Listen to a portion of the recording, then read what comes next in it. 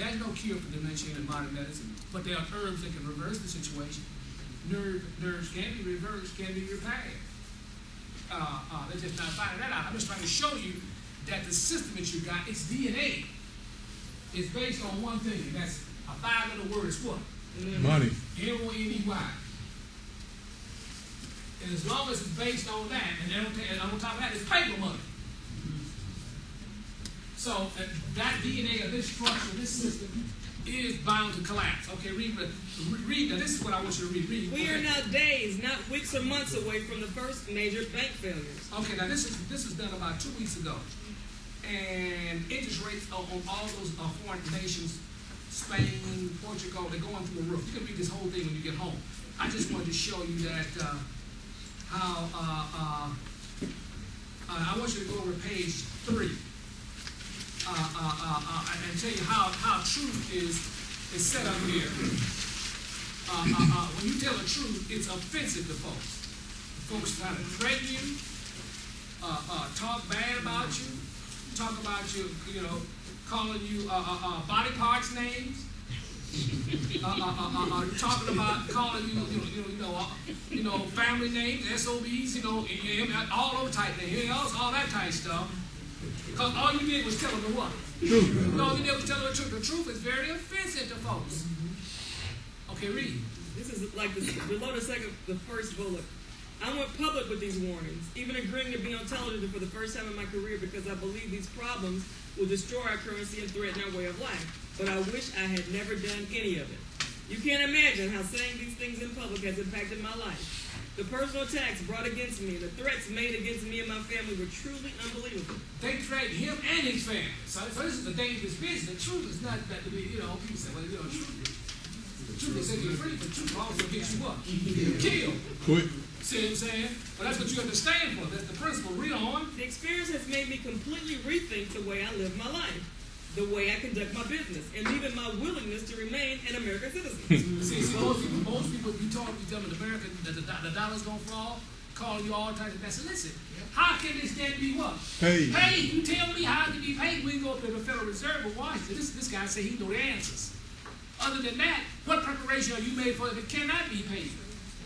Okay, read. We show you that in the state of Illinois, they put debtors where? In prison. They're talking about putting them in prison now. Okay, read on. But one thing makes it all worthwhile. Now, this is the key. This one thing that makes it worthwhile. Read on. It's a pretty simple thing, too. I know I'm right. He said, I know I'm right. We know we're right. I got the scriptures and I can look at the science. Okay, read. It won't be me and my family standing in the back of a huge line at the coin shop after gold has tripled and there's no way to buy anything you need without it. Don't let your family end up in that position either. So you're talking about triple. That means 6,000 gold. Very important. And if you understand the prophetic calculation of the thing, people say, I don't believe none of that mess. I think it's all hocus pocus.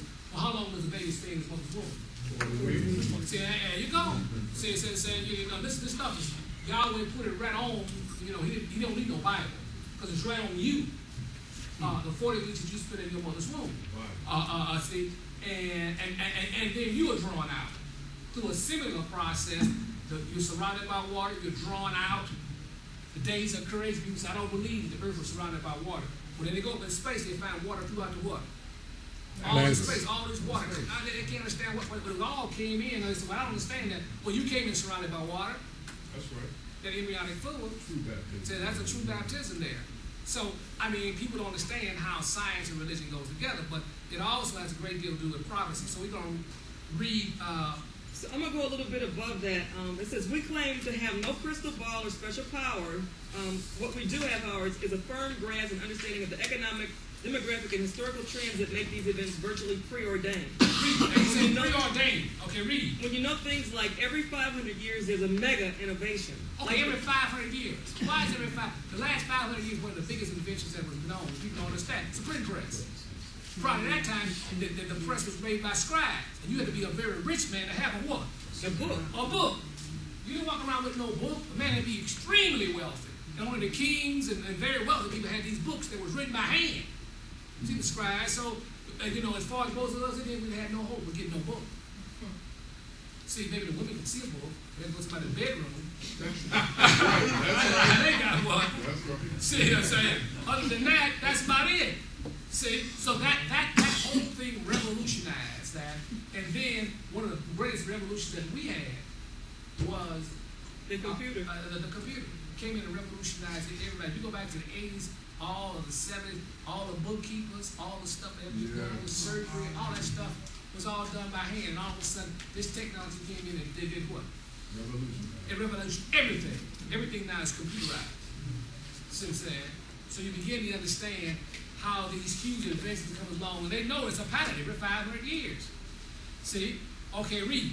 They like the printing press or the computer that forever changes the way we live and leads to decades and centuries of prosperity. Read. That every 250 years or so, we see upheavals in nations and institutions. I think we passed 200 years, so we're in upheaval, United States. These are cycles, folks, that nobody teaches. Okay, read. Like the American Revolution, or what's happening today in the Middle East and the emerging world, that lead to greater freedoms and human rights and will expand our freedoms in the developed world as well. Read. That every generation has a known spending cycle. That Every can generation impact- has a known spending. Now, you have this is the greatest generation probably of all times. That's the baby boomers. We constitute some 76 million that was born during after World War II. You ask somebody, wow, after World War II, what was that all about? Again, you got to come back to the pattern. See, after that second age there, that was a great explosion of knowledge because the downpouring of what? Holy Spirit. And great wealth, great down the fruits of the Spirit was increased. And then people said the fruits of the Spirit increased after this second age of time, after Messiah's death, burial, resurrection, now pouring over the Spirit. After World War II, the fruits of women's wombs were what? Open up. You got 76 million of us. Unprecedented. They said they must have went crazy. Because there's never been nothing like that in the baby boomers. Okay. See? And they play a very important part in the thing because they reflect that end of that second what? The second age is now point of the Holy Spirit. Okay, read on, Penny. Every generation has a known spending cycle that will impact markets in predictable ways from the time they're born. So to when they buy everything from music and potato chips to cars and homes. To when they stop spending and start saving for retirement. That's what most of the retirement. See, most of the baby boomers, they ain't got no gold and silver. They're gonna be in trouble because the money you save ain't gonna be what?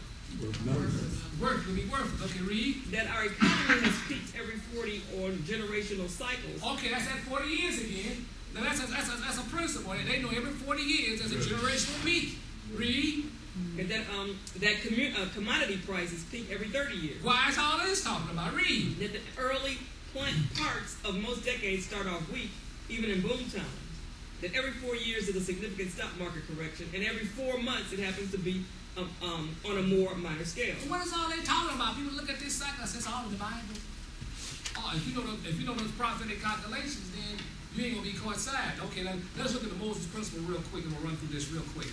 Okay, this is in the middle of your page, the Moses principle. Okay, now this is a guy. He's a gold expert, and all he's talking about is how this principle can be used to understand certain principles that can be used even in the market. You understand? Read. The Moses principle is an irreverent theory based on the question of why Moses spent 40 years traversing the Sinai desert before leaving Israel to the Promised Land. He said, why you spent 40 years out there? Why couldn't it be 10? Why couldn't it be 1? He said, if you got a jet plane, you can do it quicker than that. But my point was, he was setting up what? A principle. A principle, which the whole universe is predicated on. And it is the pattern of operation. See, that's why it takes 40 weeks of gestation for this tabernacle to come out, which began cloudlessness and without shape and form. But it had the DNA in them. It had divine instructions. It didn't need you or your mother. Once the seed was implanted, you go somewhere and what? Sit down somewhere, and the thing would unfold unerringly.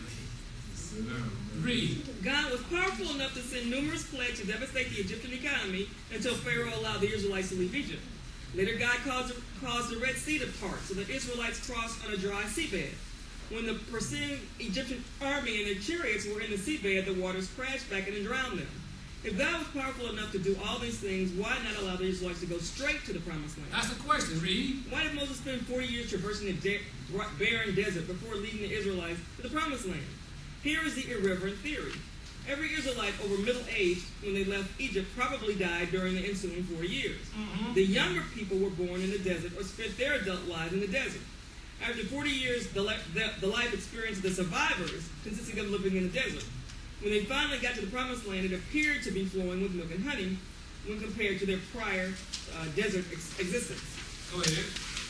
It says a total generational change had taken place because the survivors had no knowledge of anything other than the desert.